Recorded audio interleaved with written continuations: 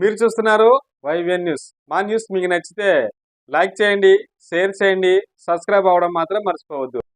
ఈ ప్రాంతంలో మీకోసం ఆహర్నిశలు కష్టపడుతూ 15 రోజులు అక్కడ ఉండగా అమ్మో మా వాళ్ళు చూడ్చి కారణమైంది, మేము వెళ్ళాల్సిందే అని చెప్పేసి పాయకరావుపేటకి రాకుండా ఉండలేకుండా ఎప్పుడు మీ గురించి ఆలోచన చేసి ఈ ప్రాంత అభివృద్ధి కోసం ఆహర్నిశలు కృషి చేస్తున్నటువంటి మీ ఇంటి ఆడపడుచు, మన తెలుగుదేశం పార్టీ ఆడపడుచు అనిత గారికి మీరే అన్నగా ఉండాలి.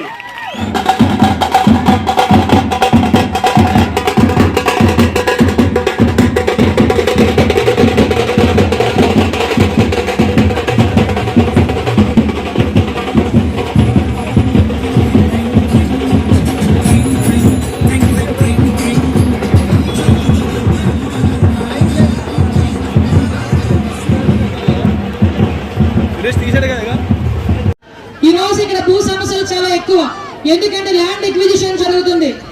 ఫ్యూచర్ లో పారిశ్రామికంగా చాలా అభివృద్ధి చెందుతున్న నియోజకవర్గం ఇది. ఈ రోజు నియోజకవర్గంలో ఆర్సిలార్మిట్ లాంటి స్టీల్ ఫ్యాక్టరీ, బల్క్ డ్రగ్ లాంటి ఫ్యాక్టరీస్, టాయ్ పార్క్ ఇలాంటి ఎన్నో ఫ్యాక్టరీస్ రావడానికి ఇక్కడ సిద్ధంగా ఉంది. దానికి సంబంధించి ఎవరికి ల్యాండ్ కి సంబంధించి ఇబ్బందులు లేకుండా చేయడానికి ఇదొక మంచి ఉదాహరణగా మనం చెప్పుకోవచ్చు.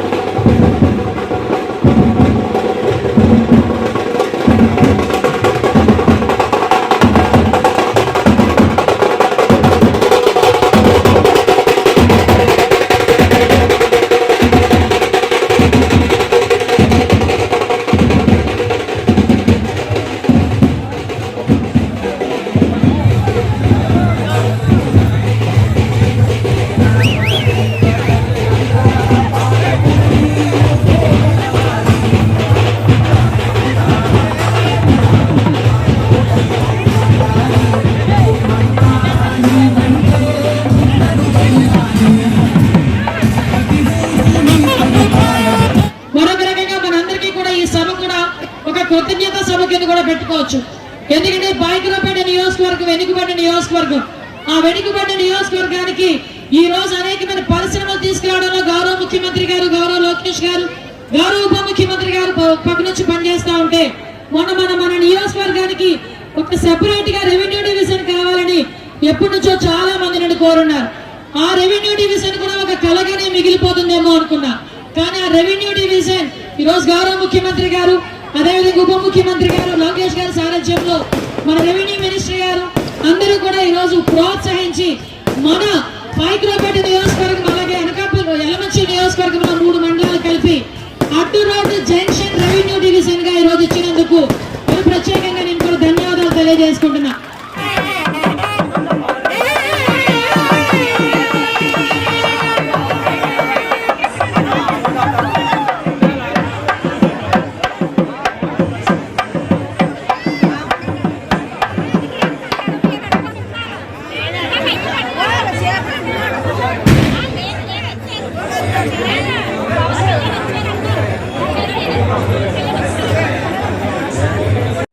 మొట్టమొదటిగా ఈరోజు ఈ డివిజన్ను మనకు కేటాయించేందుకు మన ముఖ్యమంత్రి వర్యులు, డిప్యూటీ ముఖ్యమంత్రి వర్యులు ఇద్దరికి కూడా పేరున ధన్యవాదాలు.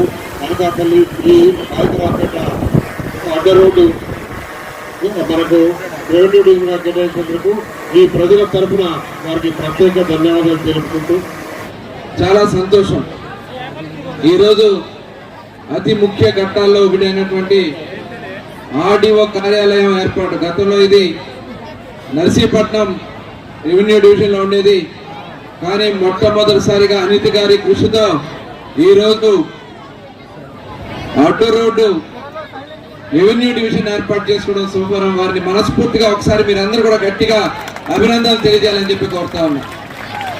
అంటే ఈ రెవెన్యూ డివిజన్ వల్ల ఈ ప్రాంత అభివృద్ధిలో వేగవంతంగా నిర్ణయాలు తీసుకోవడానికి, అధికారులు వేగవంతంగా పనులు చేయడానికి, అలాగే ప్రజలకు ఏదైనా సమస్య వచ్చినా వేగవంతంగా వాళ్ళ అధికారులు కలుసుకోవడానికి అవకాశం ఉన్నటువంటి అందరికీ ఆమోదయోగ్యంగా ఉండే సెంట్రల్ ప్లేస్ లో ఏర్పాటు చేయడం, పరిపాలన సౌలభ్యం ఉండాలని.